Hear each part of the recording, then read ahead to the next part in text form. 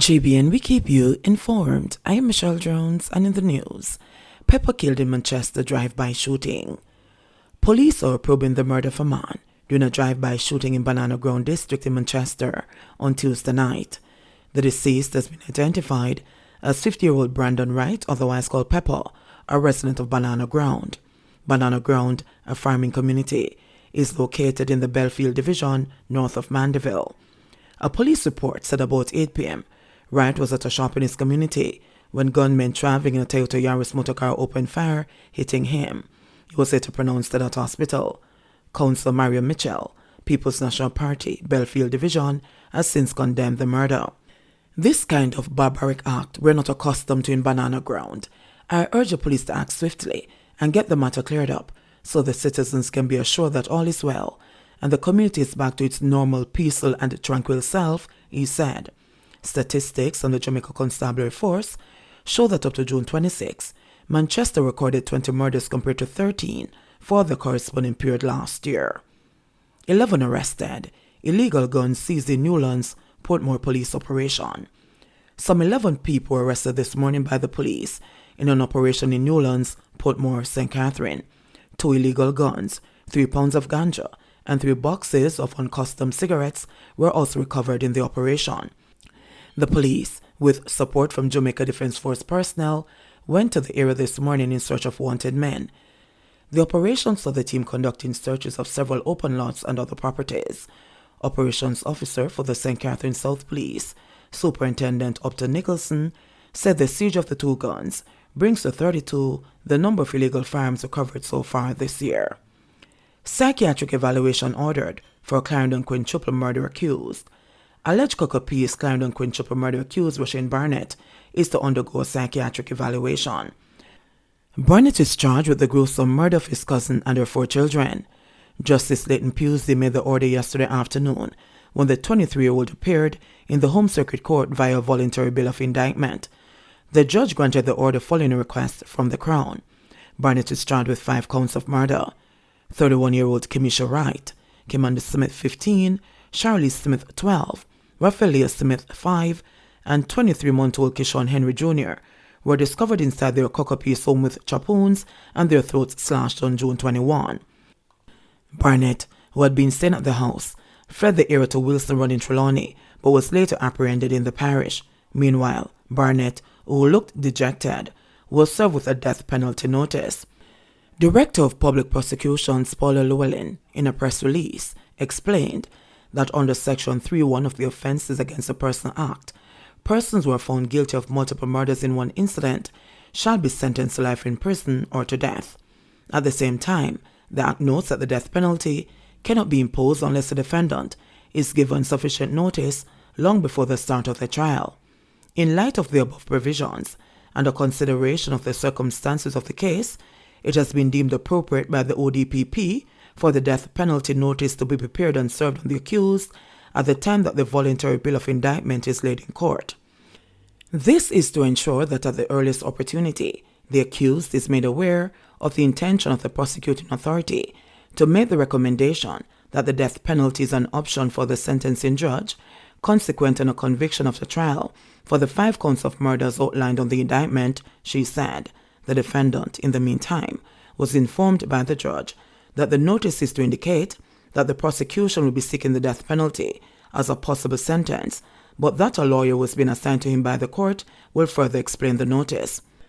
Barnett was however told that he can secure a lawyer of his own choice, but if he is unable to do so, the court will keep the lawyer who has been assigned. He was subsequently remanded and is to return to court on July 22. Pang slapped with several charges following Old Harbour shooting. The man was apprehended by the police hours after being linked to a shooting incident on Market Street in Old Harbour, St. Catherine on Wednesday, June 15, 2022, has been charged. He is 38-year-old Andrew Williams, otherwise called Pang, of Williams Street in Old Harbour. Williams has been charged with murder, illegal possession of firearm and ammunition, wounding with intent, and shooting with intent.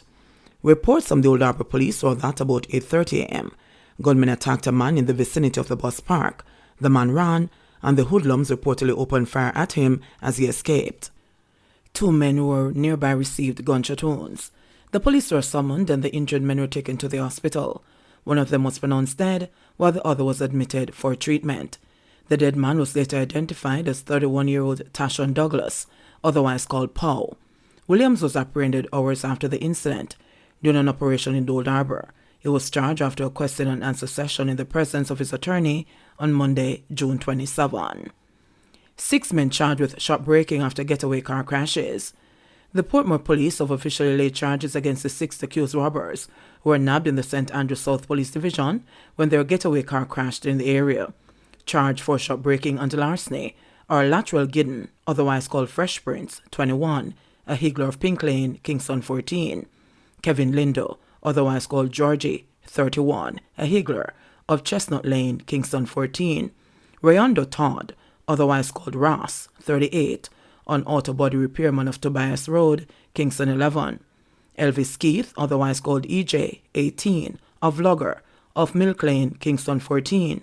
Javon Brown, 25, a vendor of Pink Lane, Kingston 14, and Kyle Lewis, otherwise called Boy Boy, 20, a laborer of Pink Lane, Kingston 14.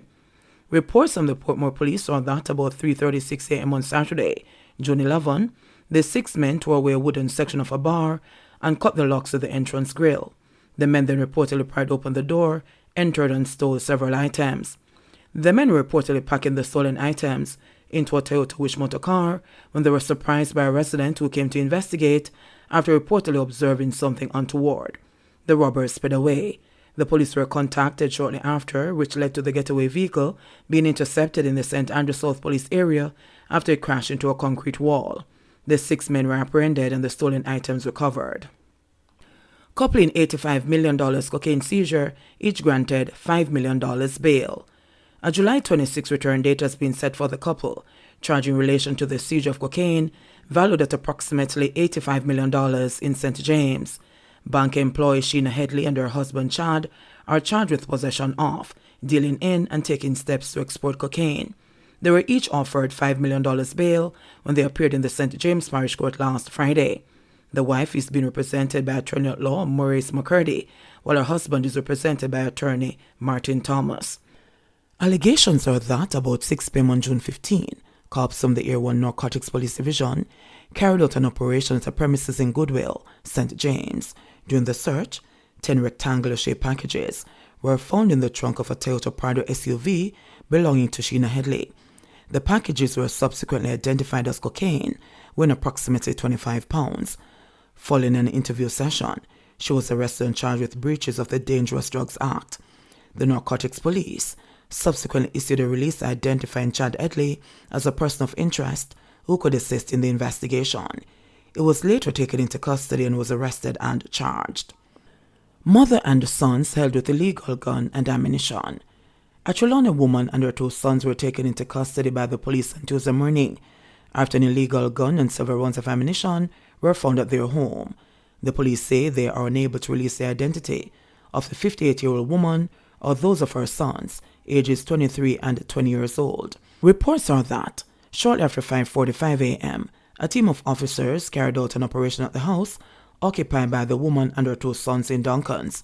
During the search, the lawmen discovered a black Taurus 9mm semi-automatic pistol fitted with a magazine containing 15 9mm rounds and a black mask, which was discovered in the bedroom occupied by the older son. The 3 individuals, who the police say have been on their radar for some time, were taken into custody. This operation was also part of the drive to rid the parish of illegal guns, and all 3 persons will surely be charged in connection with this latest seizure by this Friday, one lawman said. 21 illegal guns have been seized in Trelawney since the start of the year. Jamaica reports 57 new COVID cases, 3 deaths. Jamaica reported 57 new cases of COVID-19 and 3 fatalities on Tuesday, according to the latest statistics from the Ministry of Health and Wellness.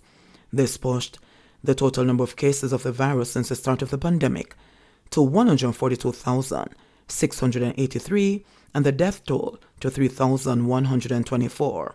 Of the newly reported cases, there were 35 females and 22 males, with ages ranging from 6 months to 97 years. The cases were recorded in Kingston and St. Andrew 33, St. Catherine 9, St. James 7, Westmoreland 6, and Trelawney 2.